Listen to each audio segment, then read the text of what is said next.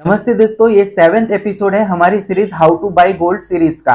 और दोस्तों इस वीडियो में हम लोग चर्चा करने वाले हैं अलग अलग टाइप्स की ज्वेलरी के बारे में और उसके मेकिंग चार्जेस कितने तक हो सकते हैं उसके बारे में। तो देखिए दोस्तों, यहाँ पे जो है मैं आप लोगों को एक नेकलेस का जो है डिजाइन दिखा रहा हूँ। दिखने में आप लोगों को सिंपल सा एक नेकलेस दिख रहा होगा, आपको लग रहा होगा कि हाँ ये सिंपल डिजाइन है, लेकिन दोस्तों ऐसा नहीं है। देखिए यहाँ पे अगर आप लोग देखेंगे तो यहाँ पे अलग अलग जो है पार्ट जो है अलग अलग जोड़े हुए हैं। तो ये सारे जो पार्ट होते हैं दोस्तों, ये पार्ट जो होते हैं मशीन मेड होते हैं और इसको जो है डाई कहा जाता है। उसके बाद में यहाँ पे आप लोग देखेंगे कि यहाँ पे जो है चेन्स लगी हुई है। तो ये जो है चेन्स होती है जो अलग जगह पे बनती है। उसके बाद में ये जो डाइज है वो अलग जगह पे बनती है। उसके बाद में जो ये मेन डिजाइन है उसमें आप लोग जाली वाला काम देख पा रहे होंगे, ये अलग कारीगर करता है। तो ऐसा अलग अलग जगह पे जो है ज्वेलरी का वर्क होता है। तो इसके लिए दोस्तों ज्वेलरी में जो है मेकिंग चार्जेस बहुत ज्यादा लगते हैं। उसका कारण क्या होता है कि बहुत सारे लोग कहते हैं कि गोल्ड ज्वेलरी में मेकिंग चार्जेस इतने क्यों लगते हैं, हालांकि आर्टिफिशियल ज्वेलरी भी तो सेम ही होती है। आर्टिफिशियल ज्वेलरी जो है गोल्ड के जितने मेकिंग चार्जेस होते हैं उतने में आर्टिफिशियल ज्वेलरी बहुत सारी चीजें आ जाएगी। लेकिन दोस्तों गोल्ड में ऐसा नहीं होता। गोल्ड में देखिए ये बॉल अलग व्यक्ति बनाएगा, फिर ये डाई अलग व्यक्ति बनाएगा, फिर ये चैन अलग व्यक्ति बनाएगा। उसके बाद में जो है एक ड्राइंग होती है जो वैक्स पे बनती है, वो अलग व्यक्ति बनाएगा। फिर उस ड्राइंग पे जो है एक अलग व्यक्ति जो है डिजाइन सेट करेगा। उसके बाद में उसके ऊपर प्लास्टर ऑफ पेरिस डाला जाता है। फिर प्लास्टर ऑफ पेरिस डालने के बाद में उसको सूखने दिया जाता है और सूखने के बाद जब वो सूख जाता है तब उसको जो है पलटी करके सोल्ड कर दिया जाता है। अब सोल्ड कैसे किया जाता है यहाँ पे मैं अच्छे से आप लोगों को समझाने की कोशिश करता हूँ। तो देखिए यहाँ पे मैंने एक उल्टा डिजाइन रखा हुआ है। तो ये पार्ट अलग है, फिर उसके बाद में ये पार्ट अलग है, फिर उसके बाद में ये पार्ट अलग है। तो ये सारे अलग अलग पार्ट्स को जो है जोड़ा जाता है। इसके बाद में जो दोस्तों एक डिजाइन बन के तैयार होता है। और ये डिजाइन जो है बन के तैयार हो गया, इसका मतलब ये नहीं कि आप डायरेक्ट मार्केट में आ सकता है। इसमें जो है आपका जो है पॉलिशिंग होता है, उसके बाद में इसमें फिनिशिंग होती है। तो इतना सारा प्रोसेस होता है एक डिजाइन बनने के पीछे। तो दोस्तों ये जो टाइप में आप लोगों को ज्वेलरी का दिखा रहा हूँ इसको मोस्ट ऑफली दहीसर पैटर्न बोलते हैं। हो सकता है अलग अलग जो एरिया है वहां अलग अलग डिजाइन के नाम हो, लेकिन इसको जो है दहीसर पैटर्न बोलते हैं। और ऑल ओवर इंडिया में जो रूरल एरिया है वहां पे यही डिजाइन ज्यादातर चलता है। और इसमें जो है दोस्तों 8% से लेके 12% तक के जो है मेकिंग चार्जेस लग सकते हैं। अब दोस्तों यहाँ पे जो है मेकिंग चार्जेस मैं बता रहा हूँ, ये सिर्फ मैं आपके नॉलेज के लिए बता रहा हूँ। हो सकता है किसी ज्वेलर के जो है गोल्ड के प्राइसेस ज्यादा हो तो मेकिंग चार्जेस वो कम ले ले, और किसी किसी जो ज्वेलर है उसके गोल्ड के प्राइसेस कम हो तो वो मेकिंग चार्जेस ज्यादा ले ले। क्योंकि इंडिया में कोई एक ऐसा सिस्टम नहीं है कि एक ही गोल्ड प्राइस जो है सब ज्वेलर फॉलो करें। तो इसमें जो है दोस्तों 8 से 12% मेकिंग चार्जेस लग सकते हैं और इसको दहीसर पैटर्न कहा जाता है। उसके बाद में दोस्तों अगर इस ज्वेलरी की अगर आप लोग बात करेंगे तो देखिए यहाँ पे आप लोगों को फिनिशिंग बहुत ही प्रॉपर देखने के लिए मिल रही होगी।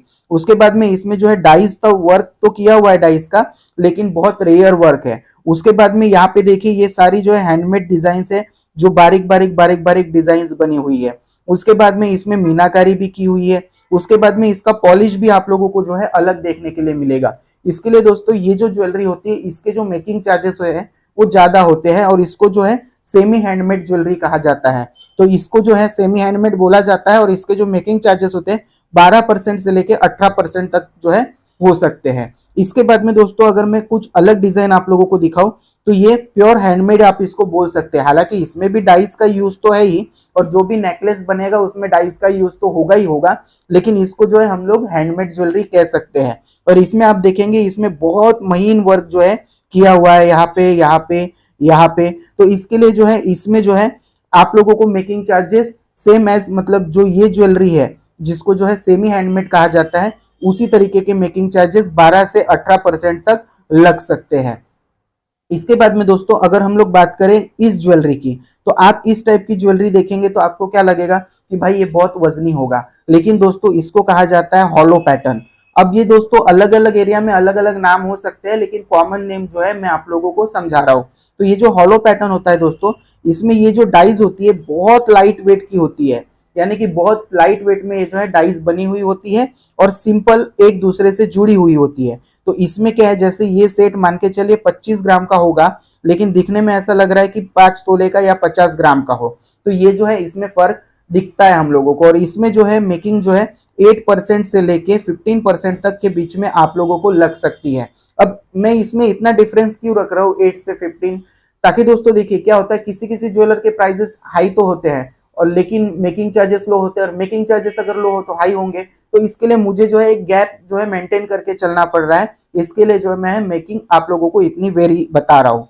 इसके बाद में दोस्तों अगर यहाँ पे हम लोग बात करेंगे तो ये डिजाइन जो आपको दिखेगा ये फुल्ली जो है मशीन मेड ही दिखेगा। सिर्फ इसको जोड़ने में कहीं कहीं पे जो है सोल्डरिंग का यूज किया होगा, नहीं तो ये मशीन मेड है। जैसे ये वर्टिकल बॉल है, इसको वर्टिकल बॉल कहा जाता है, तो ये मशीन में बनता है। उसके बाद में ये वर्टिकल बॉल से जो वर्टिकल बॉल जुड़ा होता है ये भी मशीन से ही जोड़ा जाता है। उसके बाद में ये जो पीस होता है ये कास्टिंग का पीस होता है या मशीन मेड पीस होता है। उसके ऊपर ये जो मीनाकारी की हुई है ये मीनाकारी लेजर मीनाकारी होती है, ये भी मशीन से ही जनरली होती है। उसके बाद में यहाँ पे स्टोन्स का भी वर्क दिया हुआ है। तो दोस्तों ये जो डिजाइन होता है मोस्ट ऑफली इटालियन में काउंट किया जाता है और 18 कैरेट में बनते हैं इस टाइप के डिजाइन। लेकिन 18 कैरेट में बनने की वजह से इसमें जो है अगर आप लोग 22 कैरेट की तुलना में मेकिंग चार्जेस देखें तो आप लोगों को ज्यादा देखने के लिए मिल सकते हैं। इसके लिए इसमें जो है 15% से लेके 20% तक आप लोगों को मेकिंग चार्जेस देखने के लिए मिल सकते हैं। इसके ऊपर भी आप लोगों को जो है मेकिंग चार्जेस इसमें देखने के लिए मिल सकते हैं। तो ये हो गया दोस्तों मशीन मेड डिजाइन। इसके बाद में दोस्तों हम लोग बात करते हैं इस डिजाइन के बारे में। तो ये जो डिजाइन है दोस्तों इसको कहा जाता है कास्टिंग डिजाइन। कास्टिंग इसको क्यों कहा जाता है, क्योंकि देखिए आप इसके अगर एक एक पार्ट को देखेंगे तो आप समझ जाएंगे कि इसको जो है कास्ट किया गया है। कास्ट करने का मतलब आप लोग समझते ही हो, एक ट्रे टाइप का होता है, उसमें मिट्टी होती है और उसके बाद में जो है किसी भी मेटल को लिक्विड फॉर्म में एक साचे के थ्रू जो है उसमें डाला जाता है और उस चीज का कास्ट बन के तैयार होता है। ये तो हुआ पुराना मेथड। अब जो है नया मेथड आ गया है कि बहुत सारे बल्क मशीन्स के जरिए जो है कास्टिंग वर्क किया जाता है। तो आप लोग देखने से ही समझ जाएंगे कि ये पूरा जो है कास्टिंग वर्क है। तो इसमें जो है मेकिंग चार्जेस नॉर्मली थोड़े से जो नॉर्मल हमारी ज्वेलरी होती है उससे कम होते हैं। अगर इसमें हम लोग मेकिंग चार्जेस की बात करें तो 10 से 15% तक इसमें जो है मेकिंग चार्जेस लग सकते हैं। इसके बाद में दोस्तों यहाँ पे मैंने आप लोगों को जो डिजाइन है वो तो दिखाई दिया था कि बैक साइड में ये कैसे होता है। तो दोस्तों ये कुछ अलग अलग पैटर्न्स होते हैं ज्वेलरी के और इसके ऊपर इस तरीके के से मेकिंग लगती है। और मेरा आप लोगों को ये सब बताने का उद्देश्य ये था कि आप लोग जब भी मुझसे पूछते हैं कि सर मेकिंग चार्ज हम लोगों से कम लिया क्या, ज्यादा लिया क्या, तो आप लोग इस अंदाज से इस तरीके से जो है समझ सकते हैं कि किसमें कितनी मेकिंग लगती है और किस तरीके से लगती है। तो उम्मीद करता हूँ दोस्तों ये जानकारी आप लोगों को पसंद आई होगी। जानकारी अगर पसंद आई हो तो वीडियो को लाइक कर दीजिए, दोस्तों के साथ शेयर कर दीजिए और चैनल पे नए हैं तो चैनल को सब्सक्राइब जरूर कर दीजिए। आज के लिए बस इतना ही। Thank you.